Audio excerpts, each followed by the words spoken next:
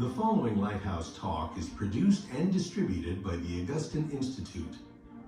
Our mission is to help you understand, live, and share your Catholic faith. Selections from the letter of His Holiness John Paul II to the youth of the world. Since the human person is the fundamental and at the same time the daily way of the Church, it is easy to understand why the Church attributes special importance to the period of youth as a key stage in the life of every human being. You young people are the ones who embody this youth. You are the youth of the nations and societies, the youth of every family and of all humanity. You are also the youth of the Church. We are all looking to you. For all of us, thanks to you, in a certain sense, continually become young again. So your youth is not just your own property. It belongs to the whole of that space that every man traverses in his life's journey, and at the same time, it is a special possession belonging to everyone. In you, there is hope, for you belong to the future, just as the future belongs to you. For hope is always linked to the future. It is the expectation of future good things. As a Christian virtue, it is linked to the expectation of those eternal good things which God has promised to man in Jesus Christ. And at the same time, this hope, as both a Christian and a human virtue, is the expectation of the good things which man will build using the talents given him by providence. In this sense, the future belongs to you young people, just as it once belonged to the generation of those who are now adults, and precisely together with them, it has become the present reality. Responsibility for this present reality and for its shape in many different forms lies first of all with adults. To you belongs responsibility for what will one day become reality together with yourselves, but which still lies in the future. When we say that the future belongs to you, we are thinking in categories of human impermanence, which is always a journey towards the future. When we say that the future depends on you, we are thinking in ethical categories, according to the demands of moral responsibility, which requires us to attribute to man as a person, and to the communities and societies which are made up of persons, the fundamental value of human acts and intentions. This dimension is also a dimension proper to Christian and human hope. And in this dimension, the first and principal wish that the Church expresses for you young people is that you should always be prepared to make a defense to anyone who calls you to account for the hope that is in you.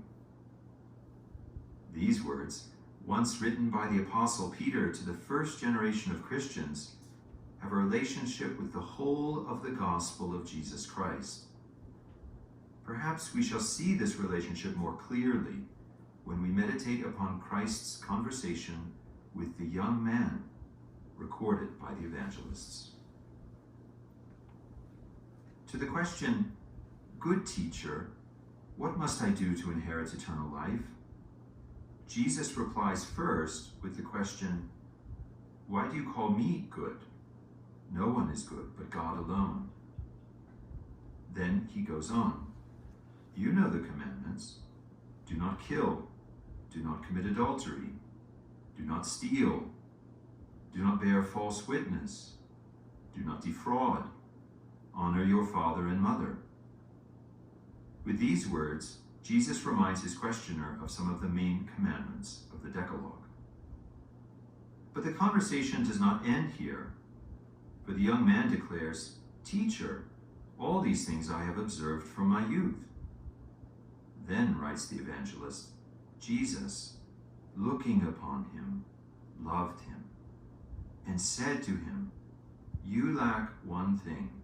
Go, sell what you have and give to the poor, and you will have treasure in heaven.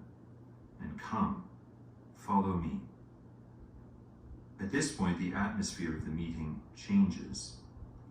The evangelist writes that at that saying, his countenance fell, and he went away sorrowful, for he had great possessions. There are still other gospel passages in which Jesus of Nazareth meets young people, but we can say without hesitation that the conversation mentioned above is the meeting which is the most complete and richest in content. It can also be said that this meeting has a more universal and timeless character. In other words, that in a certain sense, it holds good constantly and continually throughout the centuries and generations. Christ speaks in this way to a young person, a boy or a girl. His conversation takes place in different parts of the world, in the midst of the different nations, races, and cultures. Each of you is potentially the one he will speak to. At the same time, all the elements of the description and all the words uttered in that conversation by both sides have a significance which is absolutely essential and have a specific weight. One can say that these words contain a particularly profound truth about man in general, and above all, about youth. We shall begin from what we find at the end of the gospel text. The young man goes away sorrowful, for he had great possessions. There is no doubt that this expression refers to the material possessions of which the young man was owner or heir. Perhaps this is the situation of some, but it is not typical. And therefore, the evangelist's words suggest another way of putting the matter. It is a question of the fact that youth is in itself, independently of any material goods, a special treasure of man, of a young man or woman.